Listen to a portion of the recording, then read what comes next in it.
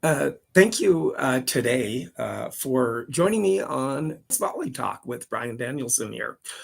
Today, again, is going to be an over the phone interview. Again, I cannot get away from Texas these last few weeks here, talking tennis about Texas. But today, who I have today with me on a phone interview is Ken McKallister. Now, he's a past coach in Texas, past ex-director of Texas Tennis Association, and an author of a book, Cattle to Courts, about kind of the history of Texas tennis with that. And so today, thank you, Ken, for joining me on Tennis Volley Talk with me.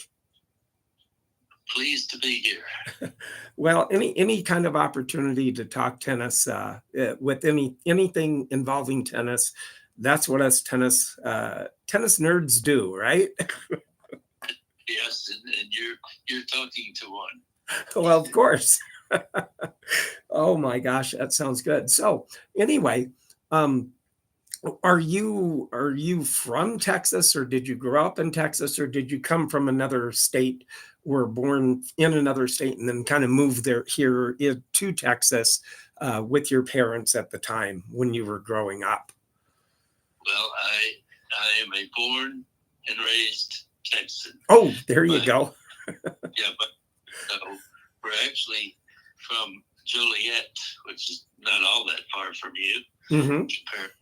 Comparatively, Joliet, Illinois. Okay. And went to Lake Forest College, north of Chicago. Oh, okay. But World War II brought him to Texas, and I was born during World War II. Oh, okay. Okay. All right. I am born and raised Texan. Oh, there you go. Back. So, and then as you were growing up, what kind of got you back in the day, back that long ago? I mean, what kind of got you started? Did you see tennis being played on a particular court at one time? You said, well, hey, I like to go out and see what I can do, or hit with some of the guys out there, or what kind of got you looking at tennis when you were growing up? Well, it's interesting. It's almost like a lesson in why you should play tennis. My dad, football coach. Oh, okay. College football and basketball coach, as well as high school. And when he was, when I got to junior high, between my 7th and 8th grade year, he said, "I've got to teach you tennis." Okay. He said, you may not ever be any good at tennis, but you should learn it because it's a lifetime sport, and you'll be able to play it the rest of your life.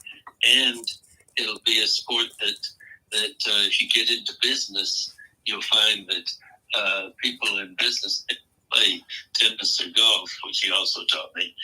And so it was exactly the reason we still tell everybody else to play.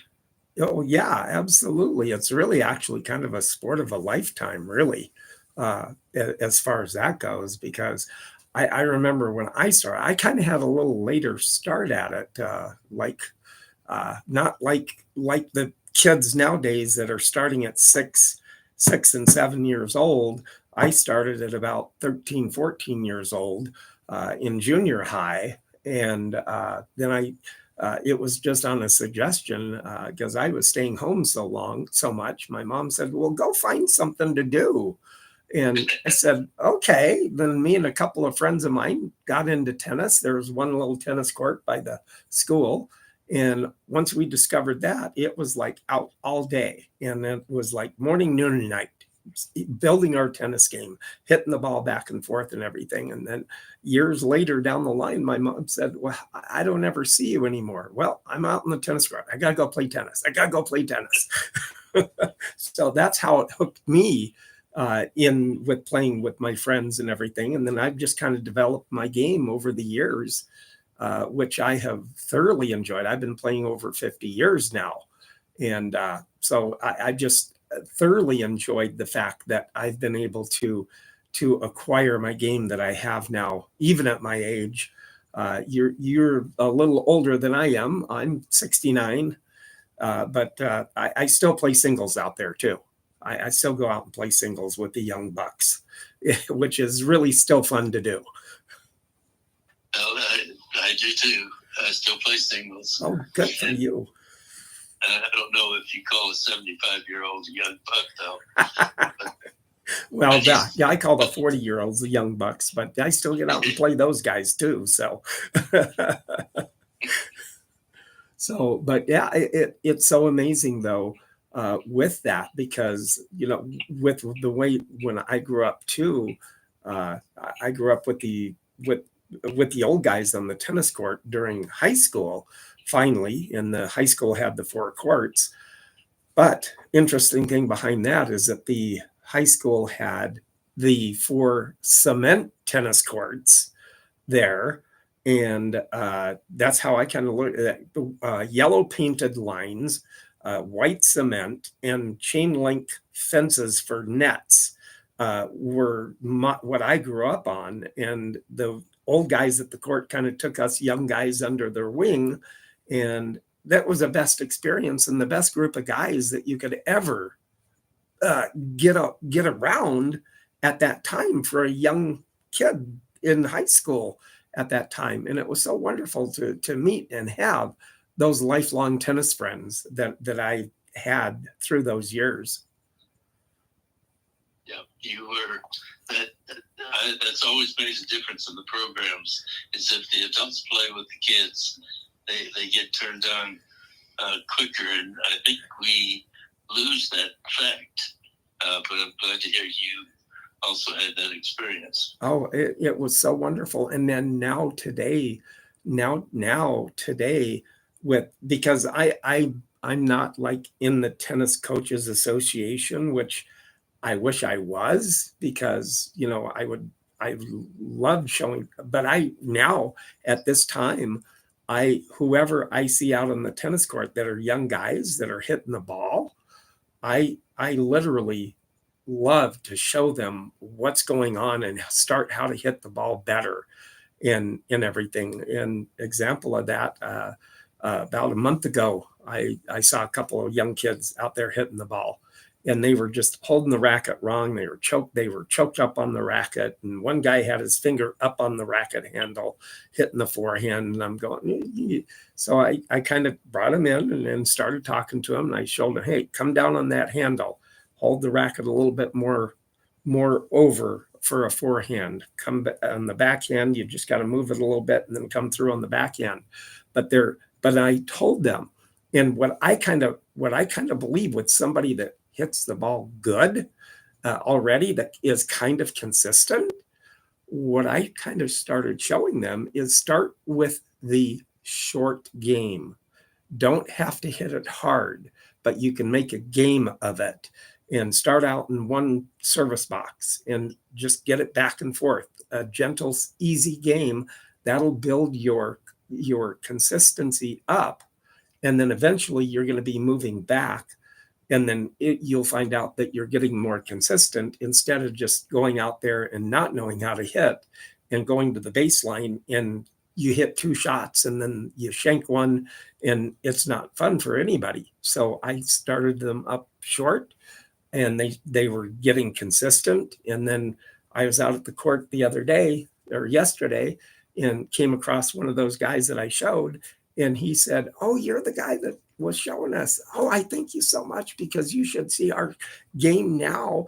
We get out there for 45 minutes hitting that short game and getting the consistency. And I said, and you're starting to move back and be more consistent with hitting the ball.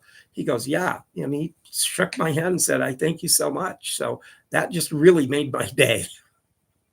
That is what we live for. Anyone that teaches the game lives for that. Oh, absolutely. Oh, it does. I mean, and it's so wonderful to be able to pass that knowledge on. And then yesterday I was, even with my injured wing, I had it in a sling, but I was out there and I kind of was hitting some forehands with a couple of kids, young kids I saw up the court that hit the ball pretty good. And so I was hitting some forehands. It was just nice to get out and just hit some forehands, because of the injured wing I have here on my left, but I'm a right-hander. So that kind of helped that I don't have an injured right arm. But I still was out there hitting some forehands, which really felt pretty good too. Yeah.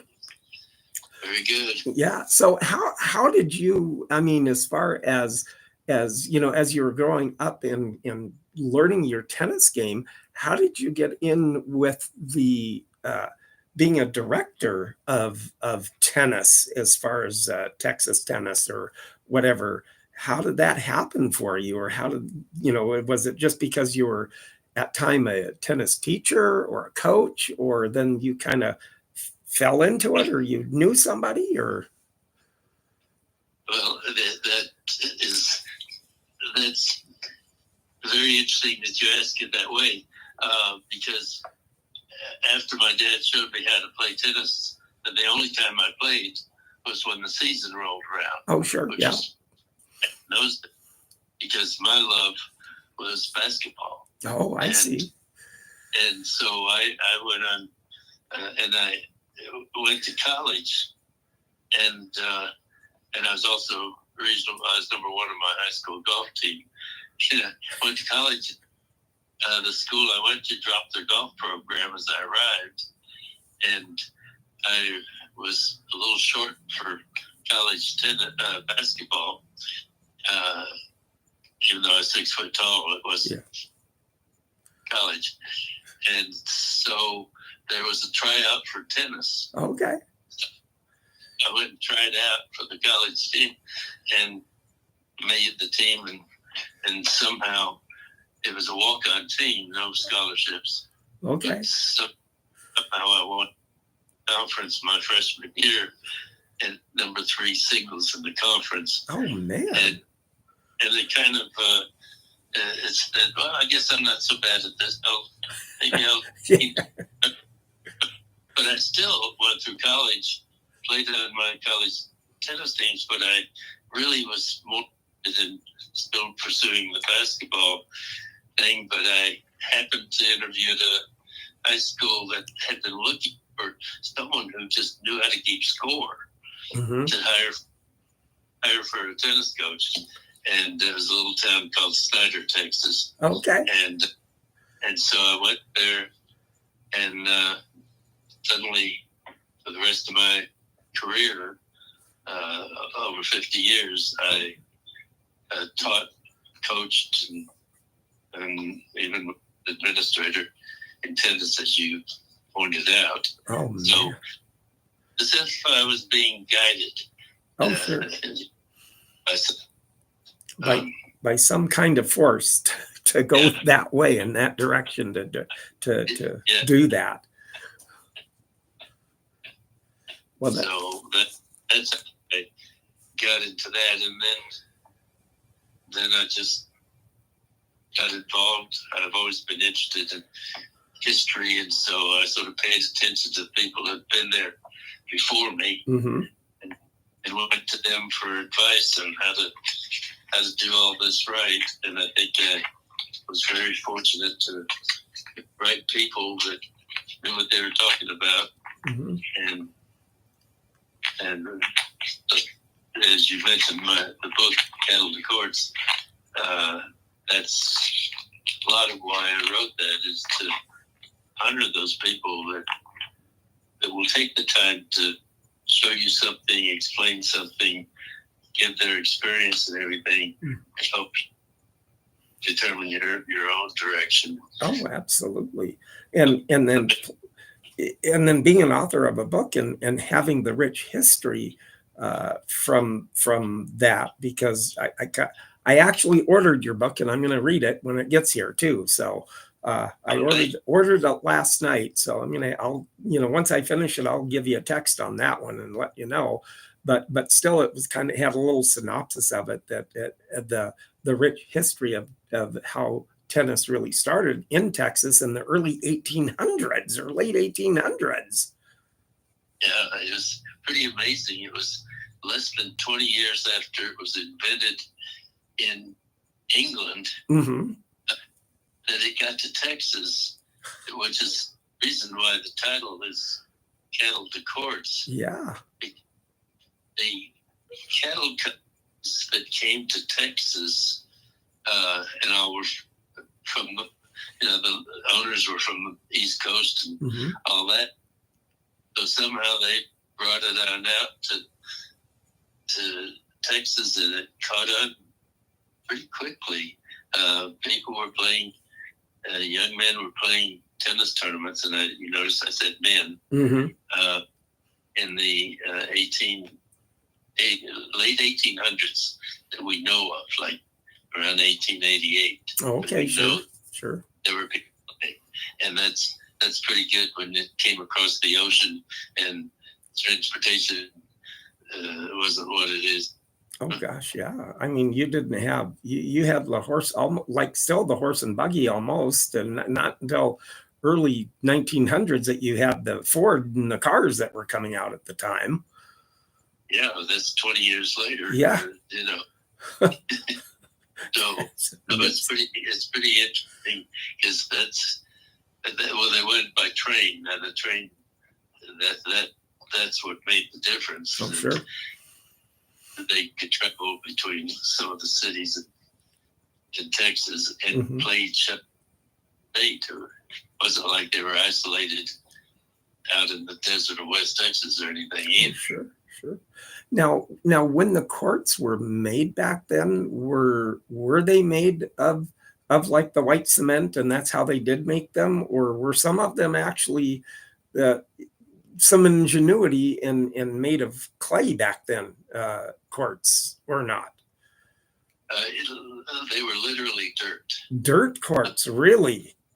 And we might call them grass these days. Oh, sure. To be nice about it, but the fact was, one of the early mentors I had was a coach who had been around for 30, 40 years, believe it. And when I started teaching school, it was 1965, and he told me how what they did is they finished basketball season here in Texas, which was played outdoors, with buckets at both ends. Okay. In the 1920s and 30s, and there were indoor courts too, but like that. And so when basketball season ended, the tennis people got out and just rolled the courts. The farmers, ranchers, get out there and roll the land, put down they used on their football field, around to hang the nets from. I don't know.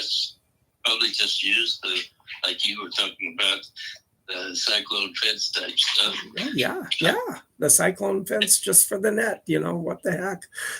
Put it up there, and then did they put the chalk on as far as the lines like the football field, or was it something like that? Is how they made the lines for the courts? Yeah, like the line that they used on football fields. Okay. And they just did what they just put it down, and there's oftentimes the kids and the coach that went out there and did that, and just started tennis season. Oh my gosh, that's so cool.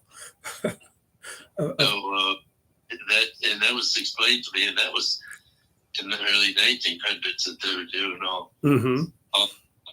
Obviously, they loved it, and the whole places. This is not like in the cities. This is in right out in the fields of Texas and the pasture. In all of that, around amongst the cattle. Okay, keep that scare away from it. We don't want them to mess on the court or anything.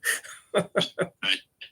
I'm guessing it would have happened in Minnesota, except the seasonal thing is a bit colder up there, so really had to wait where you could get to play. We can do that in February here. Oh, sure. Yeah. You got a better chance of playing year round there in Texas than I do here in Minnesota. It's like, Although I've been to Minneapolis, and you guys have the greatest. Minneapolis is the #1 city, in my opinion, for the indoor system. Oh, absolutely. We have per capita of the most indoor tennis courts in Minnesota, all over.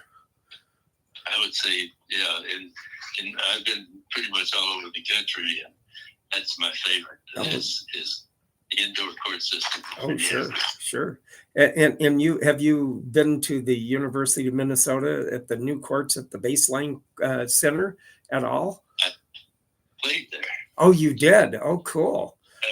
I was president of the National Public Parks Tennis Association, and they hosted at that center. They host a national tournament that we have every year. It's been going on since the 1920s. Actually, last 100th anniversary and 100-year anniversary. So we ran it there at the University of Minnesota. It was terrific people. Oh, sure. I just play in the whatever age division I was in at that stage. I mean, that's really. I mean, those courts are really nice. They're a little bit more gritty than usual, than a lot of courts, being that kind of slows it down a little bit for people. But still, those are really beautiful courts. I actually had the experience one time when I was working. And before I retired, I was working our state fair here for my company that I worked for at the time, and they had at the fair they had a little booth, University of Minnesota booth, and they had a little stage, and I ended up talking to the women's tennis team at the time, and they said, "Anybody have any questions?" And I then popped up and got asked a question, and I got a T-shirt. But then I found out through the question that I asked that they were going to be in Texas, and then they were going to be in Oklahoma, in Stillwater, playing the regional college women's final tournament at Stillwater, Oklahoma, at the tennis facility there. And so, and I said, what week? And they told me, and I said, well, I'm going to be there in Oklahoma visiting friends of mine at that time. And so I made it a point, and that was like a few months later that I ended up going there. I went to Stillwater and I found them, and I enjoyed regional women's tennis at their facility from like 9:30 in the morning all the way to 6 at night. And it was just a beautiful day there no wind, of course, in Oklahoma that day. Sunny, blue sky, about 75, but no humidity hardly at all for that particular day. And it was just absolutely beautiful out. And I just enjoyed the women's regional tennis. It was just some great tennis to watch. Yeah, it's good. And then I found the University of Minnesota team, and they remembered me too. So it was kind of cool. Okay. Good. You know, it was really fun with doing that too, and everything. But that is just so amazing that people and the audience out there just remember to you YouTubers, just like, subscribe, and comment on this, and you're learning some history of how tennis kind of started there. Also with the racket of the day that I will be showing, and you'll hear about it when I bring it up. Then you podcasters out there, if you want to take a look at the racket that I'll be talking about, or anything, just go to my tennis YouTube channel, Tennis Volley Talk, and you'll be able to see it. But like, subscribe, and comment also with that. But again, with the fact of growing up in such a rich history of tennis, and myself, I grew up in Tulsa, Oklahoma myself. So I had the experience of growing up, and when I got into tennis, I had a little bit more of an opportunity to play year round through tennis, and that kind of helped my game through the years of playing tennis when I did during that time. And it was, like in the early, well, like I said, I kind of got into it right like in junior high, 68, 69, 70, and then got into high school. And then I just took it from there, and just amazing tennis that I've always had the passion for. And then when I retired, I decided to do this little podcast, and I've been doing it for 3 years now too. Very good. With that. And then also with the book, I mean, did you have any kind of historians that were kind of helped you or gave you some history of where you live now anyway? I live in a small town near Austin. Oh, okay. Bastrop, Texas. Okay. But I'm near Austin right now. Oh, I see. Okay. And I used, in answer to your question about, I used so many people that I talked to, besides that I had always been history-minded and kept up with it and helped. We have a museum in Waco, Texas, the Texas Tennis Museum. Oh, cool. And it is a physical place. And it turns out that it's the only full-time physical place that's not part of something else in the country. Oh my gosh! The history of tennis was caused by a man named Charlie McCleary from Waco. But anyhow, I stayed working with them, so I realized from them that no one had ever written a book about how tennis was in the whole state of Texas. Mm-hmm, mm-hmm. But like when I retired, I said, I'm going to put this book together. I talked to leaders in several different areas and a couple of other people like me that loved the history and keeping up with, and used them throughout. And I give them credit. Oh gosh, throughout the book. As we know, it eventually comes down to those guys that helped you out on the also. It always comes out to people. Oh, absolutely, absolutely. And then the help with writing it, and then with that. Now, I mean, I had talked to you earlier, kind of got a little information too before the interview here, but however, I kind of did on one of my phone calls that I did, I actually talked and had an interview with Cullen Robertson, the Australian tennis player. Yeah, he was in Oklahoma. Yeah, he was in Oklahoma. But however, he came from Sydney on a college scholarship. And then he ended up staying in Oklahoma City for 42 years. And he wrote a book on Oklahoma tennis history, which I have. I did not know that Colin did that. Yeah, he did. He actually wrote a book on Oklahoma tennis history. And it's a fascinating book.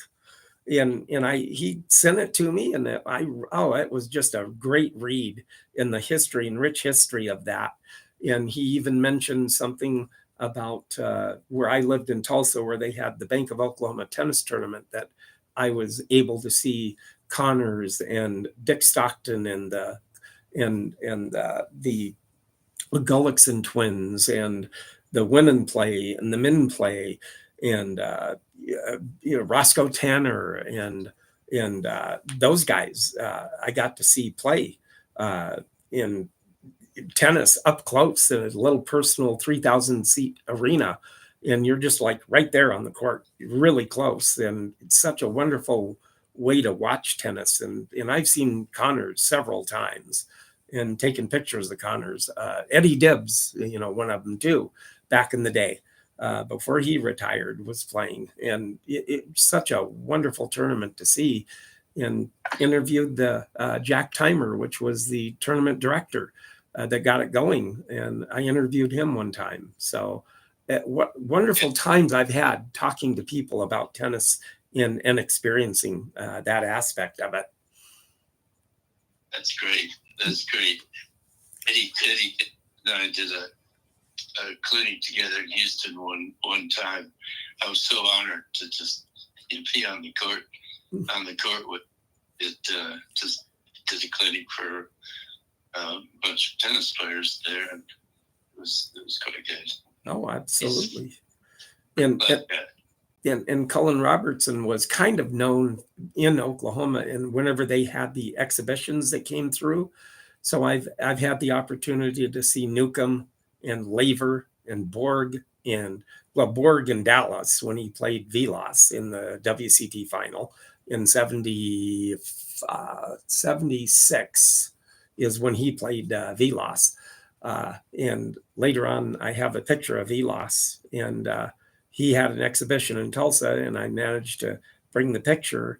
And back then you could get on the court as they were leaving, and you could get autographs and crowds of people. But I put that picture that I took of him in front of him, and I said, "Hey, I took this of you in Dallas in 76. And he looked at me and smiled real big and signed the picture. So that was really a cool thing to come that close to somebody that's, a professional, to have that happen also. And with that aspect too, one of my goals is at one time to get somebody that is, Cullen Robertson was kind of a famous Australian guy, but still he was kind of more or less the celebrity doubles person that he would play with the pro with as they came in and did the exhibition doubles too. So that was always, and I saw 3 of those those exhibitions in my life that I took pictures of too. So that was kind of a cool thing to let him know that I did that too. Within taking pictures at the time, and good old, 35 millimeter film pictures. I have hundreds of pictures of tennis. Yeah.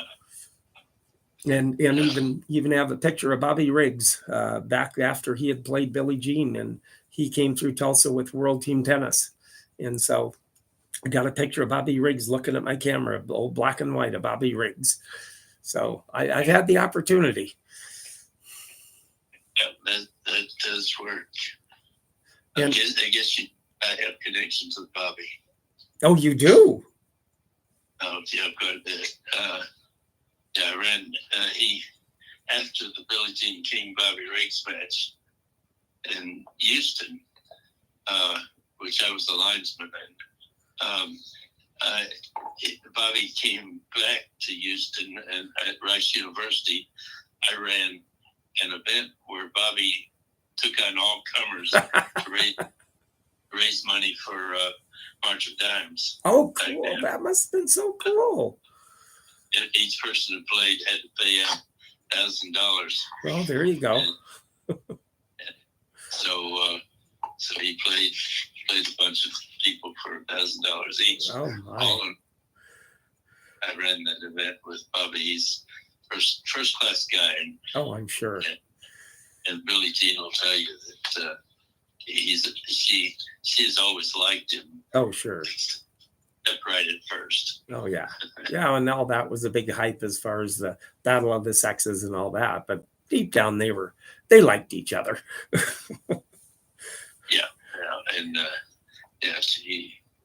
She'll tell you to this day that she had a lot of respect for. Oh yes, absolutely. And one of my dreams is also just to be able to have like somebody that is well known in the tennis world that was a player to be on my podcast somehow, some way. But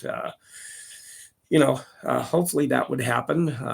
And if you know anybody out there, feel free to shoot them my tennis volley talk name.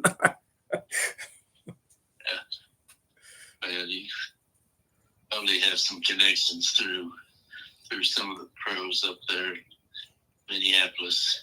Yeah, well, it's kind of so hard. I mean, they're kind of hard to get a hold of them. I mean, I've tried to get numbers or tried to get a hold of them, but that's kind of tough to do up here. About the only ones was Marty Fish and David Wheaton. And then the only one that's still playing that I know of is Bethany Maddox Sands. That was from Rochester. Yeah, I know him. He hosted one of our tournaments there too, National Public Parks Club in Rochester. I can't think of it right now. He's very involved in the USTA. But yeah, you've and who was it you also mentioned? Anyhow, there are several people that going back to Oklahoma. Mm-hmm. Colin Robertson and David Bryant, good friends. Oh, okay. And he lived in Texas some, but he was from Oklahoma. Oh, okay. And there was a national tournament of 40 and over men in Kansas City one time. And Colin and David both entered the tournament their first year in 40, and neither of them were seated in the tournament. Oh my gosh. And these two Oklahoma guys got to the finals against each other. Oh my goodness. Everybody else, so they were totally unseated and got the finals of the national 40 and under. Oh my gosh. And David beat Colin. Oh my gosh. A little unexpected even at that stage. Oh, I'm sure. And just amazing. And then I had the opportunity, my episode 113, I ended up actually interviewing one of the guys in Mason, Texas, that has a clay court in his backyard. So that was a good interview too. That was really a fun interview to do that and talk tennis all over. But with that, now what they're doing is working up to the French Open coming up on the red clay without Nadal now. So who will be coming the up and comer now? They just finished with Madrid a week ago or so, and now they're in Rome. But yeah, Madrid, it was amazing in itself, though, too, that Casper Ruud ended up coming out on the winning edge finally, because he had been in kind of a drought lately. So he beat Jack Draper 7-5, 3-6, 6-4. And then Arina Sabalenka was doing her magic again, and she beat Coco Gauff 6-3, 7-6. 7-3 in the tiebreaker. But still, with that, it was just some pretty good tennis all the way around on the clay.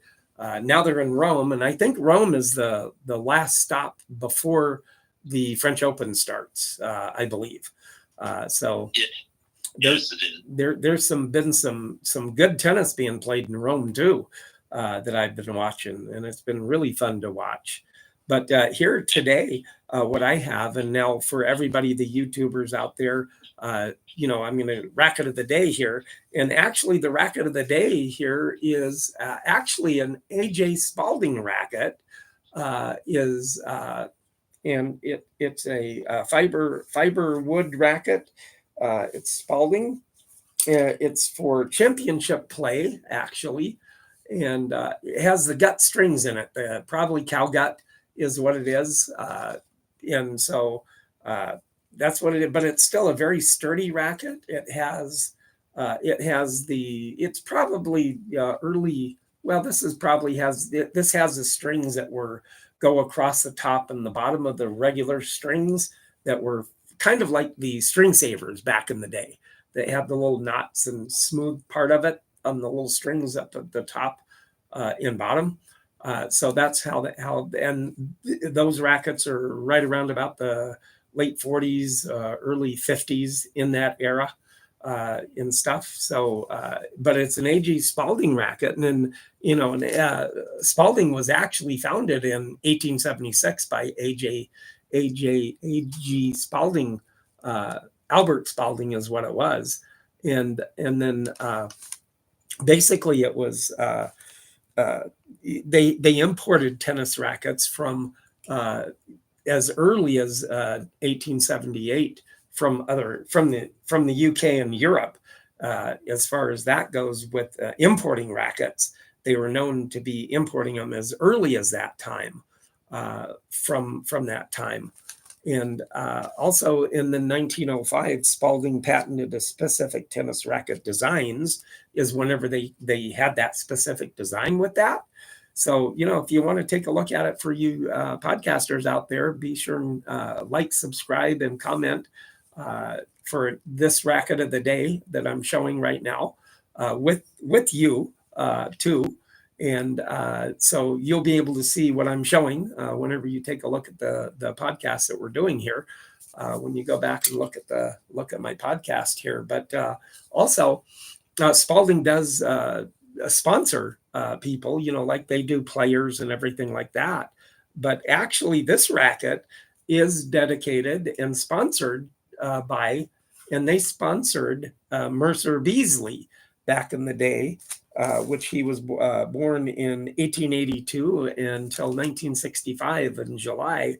But he was known as a coach and a tennis teacher at Tulane, Princeton, and Lawrenceville School, and University of Miami. He didn't know how to play tennis very well, but he taught it and wrote a book on how to play tennis back in the day, in the late 50s that he wrote the book, early 60s that he did write the book of how to play tennis. But to have a racket company sponsor a teacher, Mercer Beasley, and he was a teacher back in the day for teaching tennis, and taught all those places with that. So kind of amazing that a racket company would sponsor a tennis player.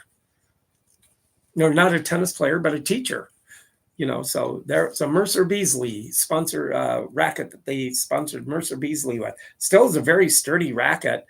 So one of the patents that they had too was they had reinforcement strips of wood in between to reinforce the strength of the racket with that. And that was one of their patents that they made back in the early 1900s, and did that to make the racket stronger, with the in between the bending of the wood and the head of the racket and the racket itself. So kind of one of those patents that Spalding patented back in the early 1900s. But if anybody wants to take a look at it, be sure and like, subscribe, and comment. And then you podcasters out there, like, subscribe, and comment also if you like that. So just kind of wanted to let everybody see the racket of the day, and share it with you too.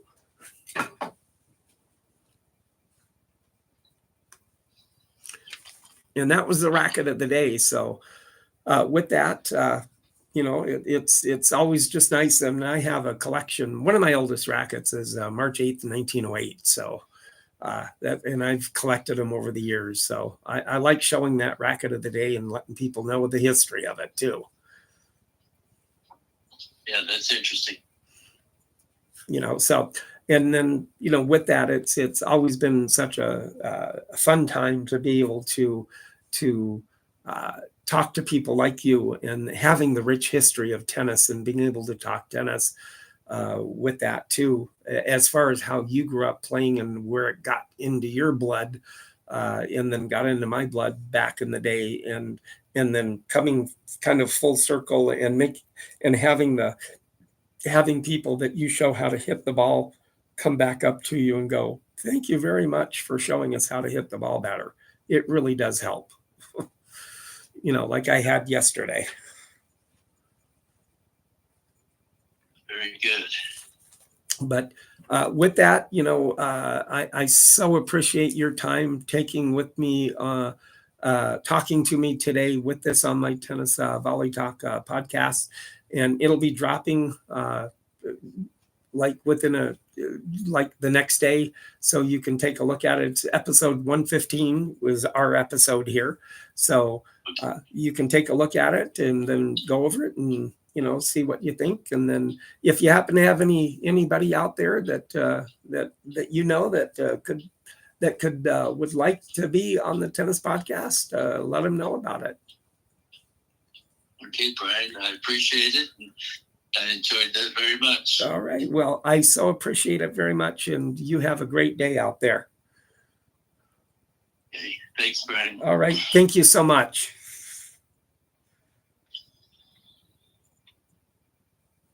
Well, that was it. Everybody have a great week this week. And if you're outside playing tennis, and it's outside weather for me too here.